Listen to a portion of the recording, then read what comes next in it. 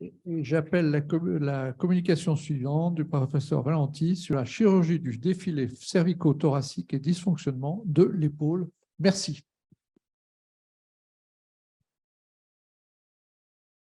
Oui, je remercie chaleureusement Michel Merle de m'avoir invité pour ce sujet. Et c'est d'autant plus intéressant que le défilé cervico-thoracique est souvent opéré par soit des chirurgiens vasculaires, soit des chirurgiens du nerf, soit des chirurgiens thoraciques, et parfois aussi des chirurgiens de l'épaule. Voilà. Mais il n'y a pas de coordination. Et donc, j'ai essayé sur PubMed déjà de savoir s'il y avait une publication entre TOS et dysfonctionnement d'épaule. Il n'y a absolument aucune publication. Et donc, Michel Merle a eu la gentillesse d'analyser, et Jacques Borelli, leur série, comme vous l'avez vu. Et donc, moi, mon sujet aujourd'hui, c'est dans les syndromes neurogéniques de défilé cervico-thoracique. On a vu dans la série de Michel Merle, et je vais vous la rapporter, en préopératoire et en post-opératoire, des douleurs de l'épaule liées à une pathologie de l'épaule et des dyskinésies scapulo-thoraciques. Donc, tout ça est un peu compliqué. On va faire un petit rappel anatomique bref, essayer de savoir pourquoi ils ont mal à l'épaule dans les défilés cervico-thoraciques et quelles sont les options thérapeutiques. Vous voyez, dans la série de Michel et de Jacques Borelli, sur 100 cas opérés en préopératoire, ils avaient diagnostiqué 23% de conflits sous-acromiaux, 7% de contractures du trapèze, un certain nombre et là on ne sait pas bien parce que les malades n'étaient pas tout à fait bien examinés, mais un certain nombre de patients aussi avaient une dyskinésie scapulo-thoracique et parfois une douleur du petit pectoral avec une contracture. Ce qui est intéressant, et ils ont suivi leurs malades, et vous voyez, en post-opératoire, il y a toujours et plutôt une recrudescence de conflits sous-acromiaux, de contractures du trapèze et bien sûr de dyskinésie. Donc on a essayé de travailler ce sujet avec Michel pour essayer de comprendre pourquoi. Donc, je vais revenir au basique, à savoir que vous savez que l'épaule est une articulation non contrainte avec des mouvements de translation et de rotation. La mobilité se fait pour 70% dans la gléno-humérale et dans 30% des cas dans la scapulo-thoracique. Et 14 muscles autour de ces deux articulations doivent travailler ensemble, car sinon, toute discordance entraîne forcément une dyskinésie scapulo-thoracique. Vous voyez que dans le mouvement de l'épaule, on a un mouvement de rotation, mais aussi on a un petit mouvement de translation. Et ceci est possible que si les muscles, à la fois gléno-huméraux et scapulo-thoraciques, s'entendent très bien. Vous voyez que vous avez 8 muscles qui participent à l'articulation gléno-humérale, le grand pectoral qui est plutôt adducteur, rotateur interne, le deltoïde qui est plutôt abducteur et coapteur, les rotateurs externes, infraspinatus, petit rond, le supraspinatus qui est coapteur aussi, et des rotateurs internes. Donc, vous voyez 8 muscles qui doivent travailler ensemble pour obtenir un mouvement d'élévation, rotation, translation. Et il y a un équilibre à la fois vertical, c'est-à-dire que le deltoïde tracte l'épaule vers le haut et la coiffe des rotateurs vers le bas. Et grâce à ces deux forces opposées, on a un mouvement d'élévation qui se fait dans la rotation et la translation. La même chose dans le plan horizontal, vous avez des rotateurs externes, infraspinatus petit rond, vous avez des rotateurs internes, le sous-scapulaire, mais vous savez aussi que le grand pectoral, le grand dorsal, le grand rond sont des muscles aussi rotateurs internes. Donc, dès que vous avez, il faut absolument un bon équilibre de ces forces à la fois verticales et horizontales si on veut avoir un mouvement harmonieux et surtout pas de conflit sous-acromial. Car si vous avez une petite faiblesse de la coiffe ou un deltoïde un peu fort, vous avez la tête humérale qui vient buter sur l'acromion et entraîner un conflit. Au niveau de la scapula, il faut savoir qu'il y a 6 muscles. Le serratus antérieur, que tout le monde connaît, le grand dentelé, qui permet de plaquer la scapula sur le thorax et qui fait un mouvement de rotation. L'élévateur scapulaire qui permet l'élévation, rhomboïde qui permet la rotation interne de la scapula, le trapèze que tout le monde connaît, plutôt pour la rotation externe et l'élévation de l'épaule, et ce petit muscle qu'il faut connaître, le petit pectoral, qui entraîne la protraction de l'omoplate et qui peut entraîner un conflit sous-acromial. Et vous voyez qu'on a commencé à démembrer tout ce qui est dyskinésie scapulothoracique, c'est-à-dire qu'on a appelé ça les scapulothoraciques anormal motion, qui sont liés à un déséquilibre musculaire, à une faiblesse musculaire des muscles scapulothoraciques. Et donc, on va en parler un petit peu. Vous voyez qu'on n'a pas du tout de dyskinésie quand les muscles travaillent de façon harmonieuse. C'est-à-dire que lors de l'élévation du bras, vous avez le grand dentelé qui plaque l'omoplate sur le thorax, vous avez le trapèze qui participe à l'élévation, rhomboïde, un peu de rotation interne, et le petit pectoral qui tire vers l'avant et qui entraîne un tilt inférieur. Et c'est lui qui peut être responsable d'un conflit sous-acromial. Alors là, vous avez par exemple quand le déséquilibre vertical, ça c'est assez classique, et on l'a, et on peut l'avoir après un défilé cervico-thoracique, car vous pouvez très bien avoir associé une tendinopathie du sus-épineux, une rupture du sus-épineux, un deltoïde un peu fort, ou une faiblesse des rotateurs externes. Donc, vous pouvez avoir un déséquilibre de l'épaule. Et c'est pour ça que dans la série de Michel et Jacques, ils ont eu entre 23 et 30% de conflits sous-acromial, probablement qu'il y avait des patients avec une pathologie de la coiffe. Vous savez que le premier traitement du défilé cervico-thoracique, c'est la rééducation. La rééducation n'est pas toujours bien faite. Au contraire, elle peut entraîner des conflits sous-acromiaux. Alors, pour ce qui est de la scapulothoracique, c'est un petit peu plus complexe et les causes sont un petit peu plus difficiles à diagnostiquer. On connaît mieux maintenant l'effet du petit pectoral. Le petit pectoral, que le diagnostic est clinique, à la pression de l'insertion supracoracoïde et de façon asymétrique, vous avez parfois des douleurs du petit pectoral, vous avez une hyperactivité du petit pectoral et vous voyez, le petit pectoral entraîne un tilt inférieur et antérieur de la scapula et à ce moment-là, un conflit entre le sus-épineux et l'acromion. Et ça, c'est probablement la principale cause dans les défilés cervico-thoraciques de conflits secondaires.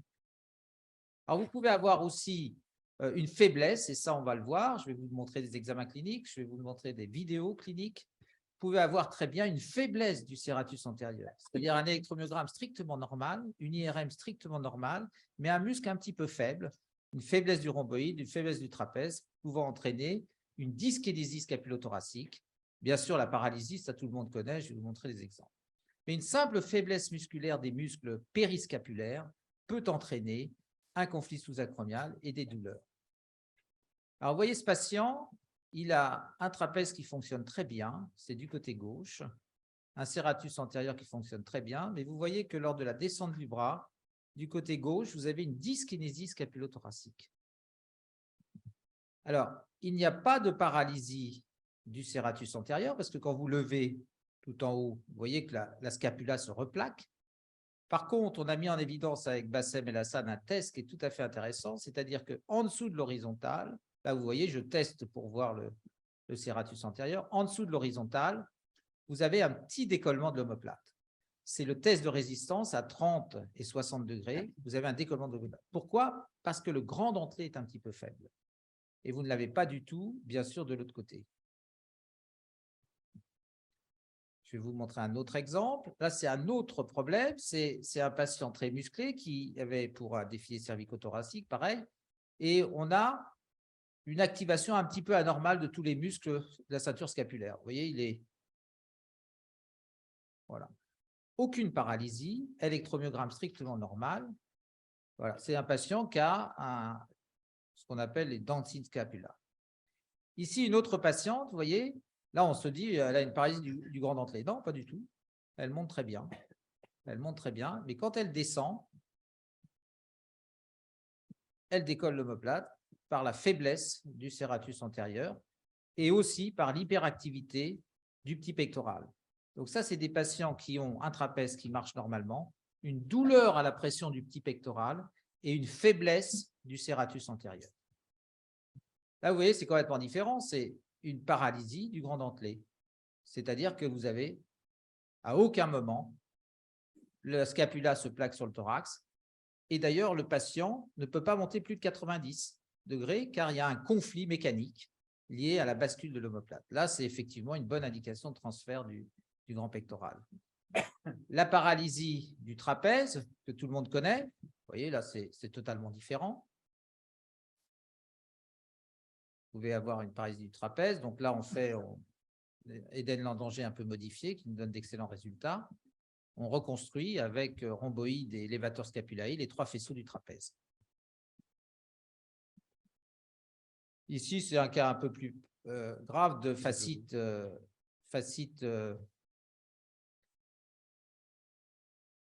une paralysie du serratus antérieur, où on avait fait une scapulothoracique. Donc, voilà. Alors, les contractures du trapèze, vous avez vu qu'on en a quand même, les crampes dans le trapèze, on en a quand même 7-10%. Ils peuvent être en préopératoire, en post-opératoire. Souvent, c'est des patients qui, en plus, ont une douleur du petit pectoral, une faiblesse des rhomboïdes serratus antérieurs et une compensation avec le trapèze, et qui présentent une contracture du trapèze. Ça peut être aussi une irritation, bien sûr, du nerf spinal.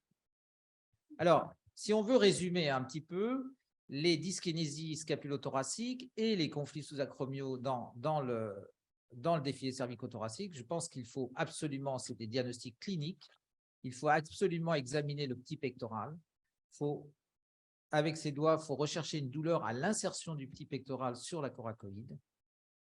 Et bien sûr, il faut rechercher une dyskinésie de la scapula, qui n'est pas une paralysie du grand dentelé, en faisant les tests de résistance à 30 et 60 degrés, et vérifier bien sûr que le scapula au-dessus de 90 se plaque sur l'omoplate. Enfin, rechercher. Donc, c'est encore une fois l'examen clinique fin qui permet d'analyser les causes de ces douleurs de l'épaule et du scapulothoracique. Alors, le traitement, souvent, ça s'accompagne de bursite sous-acromial, ça s'accompagne aussi parfois de bursite entre le thorax et la scapula du côté interne, et vous pouvez commencer par des injections de corticoïdes sous contrôle ultrasonographique, et surtout faire du renfort musculaire des stabilisateurs de l'omoplate, en particulier renfort du serratus antérieur, renfort des rotateurs externes. Et en fin de compte, ça marche pas mal comme traitement. Et dans 60% des cas, on avait des bons résultats. Alors, dans l'instabilité postérieure, c'est développé l'utilisation d'un pacemaker. Le pacemaker, c'est quoi? Ça envoie des stimulations électriques à des muscles bien précis. Ça marche bien dans les instabilités postérieures. Je ne sais pas si ça marche dans les douleurs associées au défilé cervicothoracique. Sur les tiges, je vais vous montrer un exemple ici. Avant, vous voyez, donc, voilà, c'était le patient qui était un peu, qui se fixait un petit peu en arrière, et on lui a mis son pacemaker là, et il a récupéré une mobilité nettement. Et là, on s'est contenté de stimuler uniquement le rhomboïde, le trapèze inférieur, et on a fait aussi un petit peu de serratus antérieur. Vous voyez, donc, les gens réacquièrent une harmonie et la dyskinésie scapulothoracique disparaît. Alors, dans les cas où le traitement conservateur n'est pas efficace, eh bien, on fait des gestes un petit peu moins lourds que les transferts tendineux, car ce n'est pas justifié, il n'y a pas de paralysie, il y a simplement une faiblesse musculaire qui n'est pas compensée par la rééducation. Et on a été amené à couper le petit pectoral pour supprimer cette bascule de l'omoplate et fixer transitoirement l'angle de l'omoplate avec une allogreffe ou un demi-tendineux à la 7e côte. Donc, voilà ce qu'on fait sous arthroscopie. On coupe le petit pectoral. C'est un geste arthroscopique pas difficile et pas dangereux, puisqu'on longe le bord médial de la coracoïde. On peut être amené aussi à couper en même temps le faisceau clavipectoral s'il n'a pas été coupé. Mais on ne va bien sûr pas voir les nerfs, on ne fait rien du tout. Je trouve que l'arthroscopie susclaviculaire est très dangereuse, comme l'a dit. Et sinon, on peut faire des scapulopexies, c'est-à-dire qu'on incise la pointe de l'omoplate, on vérifie avec le stimulateur un nerf que le serratus antérieur se contracte. Ça, c'est très intéressant. Vous voyez, hop, stimule le serratus antérieur, on voit qu'il marche. Pourtant, la patiente avait un décollement de l'omoplate, donc c'est lié à une faiblesse musculaire. Et donc, pour l'aider, on fait une scapulopexie, c'est-à-dire qu'on fixe à l'angle de l'omoplate avec autour de la 7e côte. Moi, je prends le demi-tendineux souvent, et vous passez autour de la côte et dans la pointe de l'omoplate. Voilà. Et donc, ça entraîne une fixation transitoire, parce que ça se distend, mais ça permet aux gens de se rééduquer, de renforcer leur serratus antérieur et d'avoir des résultats qui se maintiennent à long terme.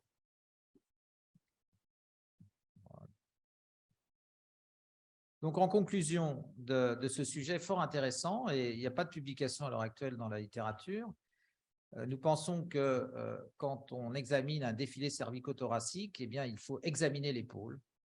Examiner l'épaule, ça veut dire examiner l'articulation gléno-humérale et examiner l'articulation scapulo-thoracique. Gléno-humérale pour rechercher un conflit antérieur avec le test de Yokum, le test de Job. La dyskinésie scapulo-thoracique, ça c'est très important. Il faut toujours examiner les épaules en les regardant d'abord en arrière, avec une élévation du bras, et on voit à ce moment-là, de façon asymétrique, des dyskinésies scapulo-thoraciques, et on recherchera bien sûr une contracture du trapèze. Si rien ne marche, c'est-à-dire si le traitement conservateur ne marche pas, eh bien, il faut réexaminer le patient et réexaminer le petit pectoral, car on a montré que le petit pectoral pouvait se contracter, basculer l'omoplate et être source de douleur. Et sinon, eh bien, le pacemaker, moi j'essaye toujours, et en dernier lieu, la chirurgie. Et vous avez vu que c'est des gestes pas très lourds de scapulopexie et de section du petit pectoral. Je vous remercie de votre attention. Merci au docteur Valenti pour cette belle présentation et qui nous démontre un peu la douleur et dyskinésie de l'épaule. Y a-t-il des questions ou des précisions? Professeur Sedel. Oui, j'ai beaucoup apprécié cette conférence parce que tu as tout à fait raison. C'est assez fréquent d'avoir ces problèmes-là et il y a souvent énormément d'erreurs. Combien de fois on voit ce sont des vrais syndromes du défilé qui sont pris pour des problèmes de coiffe et inversement d'ailleurs, ou associés, mais ça c'est délicat. Donc ça c'est le premier point sur lequel je voulais insister, je te remercie de m'avoir parlé. La deuxième chose, c'est le rôle du petit pectoral et je rejoins. Enfin, c'est une question que je voulais poser à Michel Merle tout à l'heure. Il n'a pas parlé vraiment du petit pectoral, il a beaucoup parlé d'un ligament que je ne connais pas bien, d'ailleurs, que j'avoue respecter. Par contre, le petit pectoral, je ne le respecte pas souvent. Il m'arrive très souvent de le couper parce qu'effectivement, les gens disent « j'ai mal là » aussi, surtout dans les reprises, hein, les cas qui ne vont pas très bien quelques années plus tard. Je vais simplement couper le petit pectoral et très souvent, ça marche. Alors, pourquoi? Tu as peut-être l'explication. Moi, je ne l'ai pas. Enfin, je croyais que c'était le 4e défilé, puisqu'on décrit toujours 4 défilés anatomiques. Et pour moi, le petit pectoral est le dernier défilé. Et je pense que c'est dans le cadre d'un double crush syndrome aussi, quoi. Oui, mais l'explication que tu donnes est intéressante, oui. Oui, oui. C'est une explication, mais l'action du petit pectoral, on la connaît, c'est l'abaissement, hein, on teste. Et peut-être qu'à la fois, il comprime le nerf et peut-être qu'il bascule aussi un petit peu l'omoplate. C'est un peu avec Michel ce dont on parlait. Et je crois qu'avant d'opérer un défilé, examinons le petit pectoral. Et examiner le petit pectoral, ce n'est pas très difficile, hein, parce que c'est l'insertion en dedans de la coracoïde et souvent les patients ont des douleurs de façon asymétrique. Donc, je crois qu'il faut mieux le couper de première intention aussi. Et on sait bien que l'intervention de Latarjet, qui date de 1957, M. Latarjet coupait déjà le petit pectoral, puisqu'il prenait la coracoïde, et on n'a jamais entraîné de dégâts de couper le petit pectoral. Donc, je crois qu'on ne court pas de risque à couper de première intention le petit pectoral. Laurent, on a sous-évalué l'impact du petit pectoral, tu as raison. Et maintenant, quand on a le moindre doute sur une contracture permanente du petit pectoral, on peut faire un test à la toxine botulique et en 3 semaines, on voit si le tableau clinique change. Mais je crois qu'on peut être systématique sans créer de dysfonctionnement réel au niveau scapulo-thoracique en étant systématique sur le petit pectoral. Nous, on ne l'a pas fait suffisamment dans notre série. Il y a un test très simple aussi, puisqu'on parle de test, qui est simplement la rétroposition des épaules, qui souvent provoque la compression par le petit pectoral. Et c'est extrêmement simple. Mais tu as raison, c'est extrêmement fréquent, et surtout dans les reprises. Je suis d'accord avec toi que ça devient... Henri. Merci Philippe pour cette remarquable leçon de sémiologie. C'est tout à fait extraordinaire et les mystères de l'épaule, grâce à ce que tu viens de nous expliquer, commencent un petit peu à s'éclaircir parce que c'est parfois un peu compliqué. J'aurais 2 questions à te poser. La première, pour aider au diagnostic, parce que c'est quand même un petit peu compliqué, on l'a vu, quelle est la place de l'électromyogramme? Et deuxième question, dans le cadre de la rééducation, qu'est-ce qu'il faut faire et qu'est-ce qu'il ne faut pas faire chez ces patients souvent jeunes pour lesquels l'intervention n'est pas forcément obligatoire. Merci à toi, Philippe. Alors, l'électromyogramme, on est assez souvent déçu, c'est-à-dire qu'il est souvent négatif dans les faiblesses musculaires des muscles stabilisateurs de l'omoplate. Bon, mais donc, s'il est négatif, c'est qu'on élimine une paralysie, donc c'est très bien, ça va dans ce sens-là. Et moi, j'aurais tendance à faire des IRM maintenant, car on mesure un peu le degré d'infiltration du serratus antérieur. Et ça, c'est quand même très intéressant parce que quand ils sont faibles, il n'y a pas d'infiltration graisseuse, mais il y a une diminution de la masse musculaire. Et à ce moment-là, on sait qu'en les rééduquant, ils vont en récupérer. Donc, je pense qu'une IRM et un électromyogramme, avant de s'engager sur une chirurgie de dyskinésie, est utile. Et après, pour les jeunes, moi, le problème, c'est la rééducation, parce que ça, on contrôle mal. Et parfois, on revoit des patients qui ont plus de symptômes qu'auparavant. Je ne sais pas si Michel et Laurent peuvent partager ça, mais moi, la rééducation, j'essaye toujours, mais on ne sait pas qui l'a fait, on ne sait pas ce qu'ils font, et parfois, ils reviennent avec des symptômes plus importants. On voit ceux chez qui ça n'a pas marché aussi. Oui. Il y a un biais. Je dis il y a un biais puisqu'on ne voit que ceux chez qui la rééducation n'a pas été efficace. Une question du docteur Khaled Mohamed Sultan sur le chat. Est-ce qu'on ajoute aussi du travail sur le trapèze moyen pour augmenter la stabilité et la balance de l'épaule en plus ou en moins? Oui, tout à fait. Le trapèze inférieur, vous avez vu, il y a 3 faisceaux, moyen, supérieur et inférieur. Et il est essentiel dans l'élévation, dans l'adduction du bras, dans la rotation interne, externe. Donc ça, c'est très important. Nous, on l'utilise beaucoup, le trapèze inférieur, maintenant dans les réanimations de rotation externe, parce qu'on s'aperçoit que quand vous faites un mouvement de rotation externe comme ça, coude au corps, vous avez le trapèze moyen qui se contracte. Donc, il suffit de le déplacer un petit peu. C'est pour ça que c'est un bon muscle et il faut le renforcer. Ouais. C'est très utile. Est-ce que le docteur Sultan veut quelque chose en plus? Non. Bon, ouais, merci. Professeur Sedel. Alors, moi, j'ai encore une question sur les pexis de l'omoplate. Quand on a ces dysfonctionnements, alors, moi, j'ai une attitude, c'est-à-dire que les gens, quand ils sont très, très gênés, moi, je connais qu'une intervention. C'est l'arthrodèse homo-costale. On a publié ça avec Frédéric Teboul il y a quelques années. On en avait une quinzaine de cas. J'ai dû en faire 2, 3 depuis. Bon, au moins, ça marche. Les résultats, enfin, quand on y arrive, parce que bon, il y a une question d'arriver à faire fusionner cette arthrodèse, c'est pas toujours simple. De temps en temps, on l'a reprise, ça a dû arriver une bonne 15% des cas, et il a fallu recommencer. Mais quand on y arrive, les gens sont extrêmement ravis parce qu'ils retrouvent absolument toute la stabilité de l'épaule et ils retrouvent effectivement de l'abduction, comme tu dis. Souvent, ils perdent de l'abduction, enfin, ils n'ont plus de force du tout dans leur épaule. Donc, moi, c'est la seule personne que je connaisse. J'ai dû essayer à une époque les transferts du grand pectoral avec que des échecs. Je crois que ça ne marchait pas. Moi, je n'ai pas du tout cette expérience. C'est-à-dire que quand on a une paralysie isolée du serratus antérieur, le transfert du faisceau sternal du grand pectoral donne de très bons résultats. Quand on a une paralysie du trapèze, je fais l'intervention avec le rhomboïde majeur, mineur et le élévateur scapulaire qui remplace les 3 faisceaux. Ça marche très, très bien.